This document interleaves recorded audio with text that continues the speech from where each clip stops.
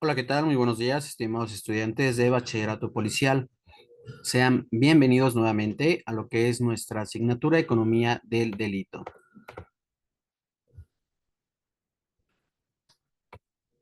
Como es de relevancia comentarles en cada sesión la importancia de realizar las actividades de H5P sin antes haber revisado, descargado todos los archivos que vienen en esta unidad o en esta unidad correspondiente, unidad 6, para que puedan descargar estos documentos, enriquecerse, analizar la información que viene en esta unidad y puedas tú con este abanico de información realizar las actividades que se desglosan a continuación.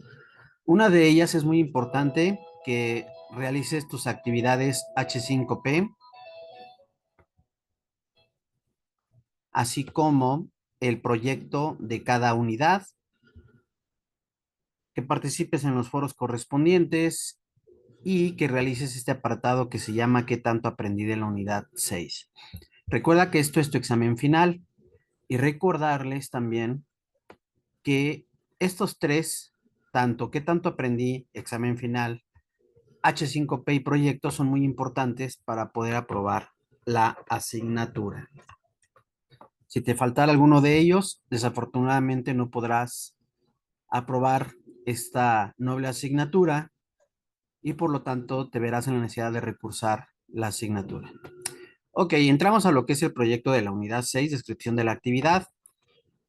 En esta unidad 6, ¿recuerdas la clasificación de government, que es de GAO? ¿Recuerdas que existen costos tangibles del delito? Pues en esta unidad vas a seleccionar un costo tangible del delito y debe de ser a partir del caso que describiste en la unidad 2. Posteriormente vas a analizar y determinar cuál puede ser un proxy o indicador indirecto de este y analizar dos modelos explicativos del delito.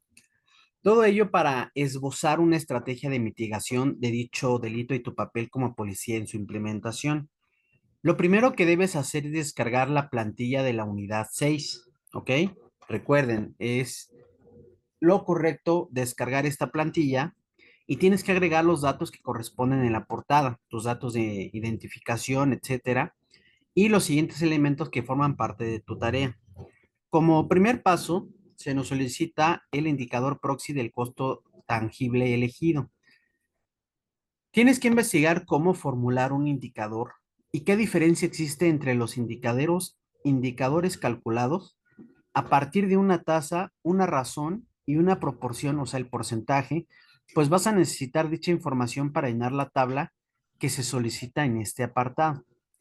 Tenemos aquí en esta primera ficha un indicador proxy del costo tangible del delito y tenemos que responder este primer tópico. ¿Por qué es importante analizar este costo tangible del delito? Tienes que describir con tus propias palabras por qué es importante analizar este costo tangible y quiénes son los afectados. Posterior, en este cuadro viene variable en el cual vienen las siguientes preguntas. ¿Cuál es el costo tangible del delito? Por ejemplo, a lo mejor esto lo vas a cambiar, ¿eh? Recuerda, esta información que estoy subrayando, toda esta información se quita. Esos son solamente ejemplos. Ahora, ¿cuál es el costo tangible del delito?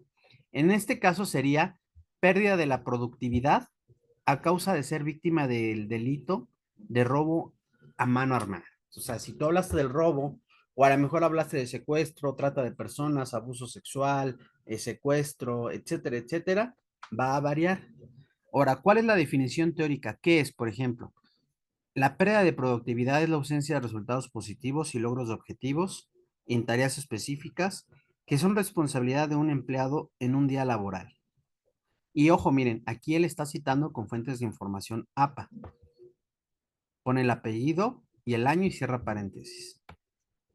¿Cuáles son las variables del indicador? Igual tenemos el ejemplo. La fórmula del indicador proxy. ¿Cuál es su fórmula? ¿Es una tasa, una razón o una proporción y por qué? Y aquí viene el ejemplo. La tasa de pérdida de productividad laboral, es igual al total de horas no laboradas durante una semana expresadas en minutos entre el total de horas que contempla la jornada laboral en una semana y expresadas en minutos multiplicados por 100. Esta fórmula es la que tú tienes que realizar con base a la información que tú tienes.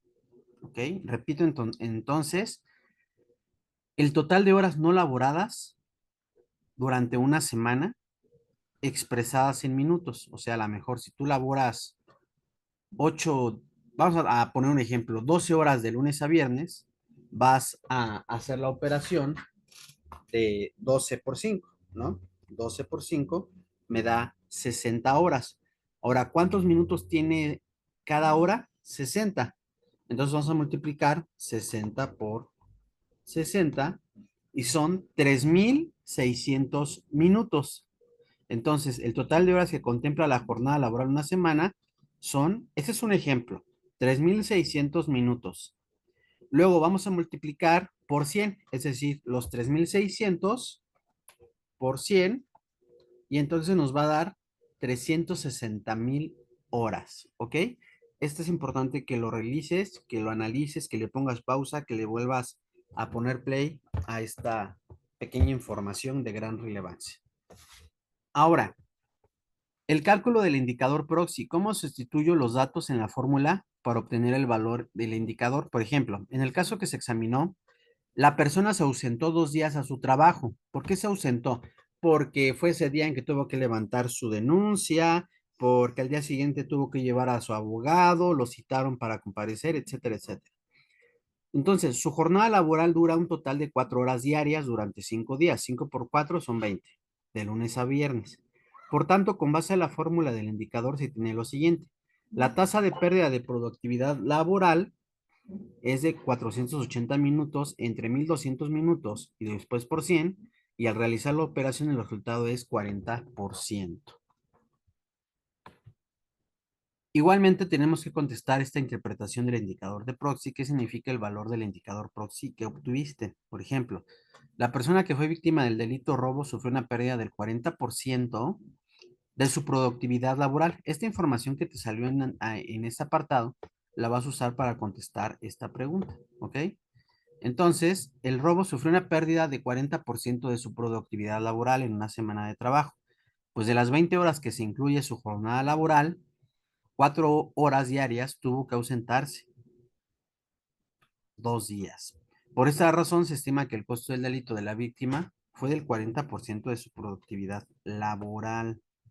Luego, en el apartado 2, análisis de dos modelos del delito, puedes recuperar el modelo que propusiste en la unidad 2 y debes buscar un modelo más para su análisis. De acuerdo con lo que proponen Practical en el 2005, existen 7 perspectivas que engloban las teorías sobre el comportamiento delictivo o antisocial que han sido sometidas a investigación empírica. Debes de revisar el documento en el que se describen estas categorías o perspectivas, ya que deberás informar cuál perspectiva pertenece en los modelos que analizaste.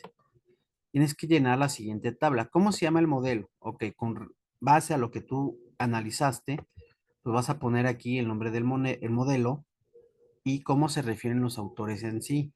Luego el modelo 2, lo mismo. ¿Cuál es la fuente donde obtuviste la información? O sea, tienes que poner la referencia en formato APA, y puedes subir el texto completo a la nube en Google Drive y generar un enlace público para que yo lo pueda visualizar. Y luego, ¿cuáles son las variables que toma en cuenta el modelo? Debes de incluir aquí la vista de variables que toma en cuenta el modelo, y así sucesivamente tú vas desarrollando este cuadro y lo vas respondiendo conforme a la información que tú tengas. Luego en el punto 3 viene la estrategia de mitigación de delito y mi rol como policía. Tomando en cuenta lo que sabes acerca del caso presentaste en la unidad 2, más lo que realizaste en el punto 1, 2 y 3 de esta tarea, debes de proponer una estrategia de mitigación del delito. Llena la tabla que se presenta a continuación. ¿Cuáles son las fases de la estrategia? Primero, la prevención. Describe 2 acciones que se pueden llevar a cabo para prevenir un delito, como el caso que presentaste en la unidad 2, es decir, las condiciones del entorno físico y social que pueden modificarse para limitar las oportunidades para la realización de actos delictivos o que los precipitan. Y así sucesivamente también vas a ir respondiendo todo esto.